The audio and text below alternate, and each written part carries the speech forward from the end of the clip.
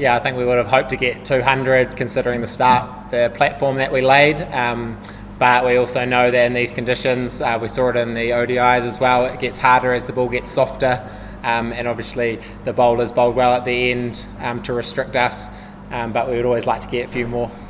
We were sort of just in flow, sort of just playing sort of each over match-up as we could at the time. We weren't looking too far ahead at that stage, but when we came off after unfortunately getting out, we sort of talked about 180 being par, and we would like to obviously push on to that 200 as you mentioned, because it was a good pitch.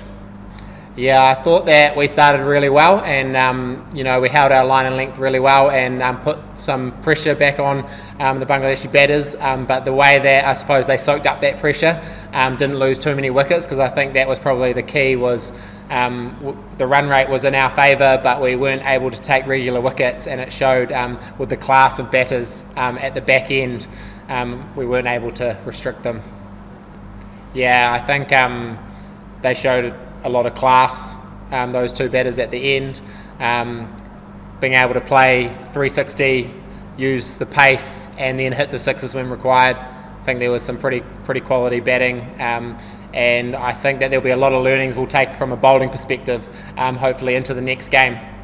So that'll be a big key for us, reflecting over the next day and hopefully take those learnings from our bowling innings, and hopefully bowl a bit better next game. জীবনের সব আয়োজন এখানে একসাথে।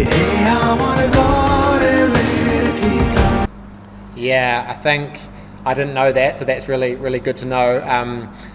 And I think the pitch was good, and it made the bit of wind.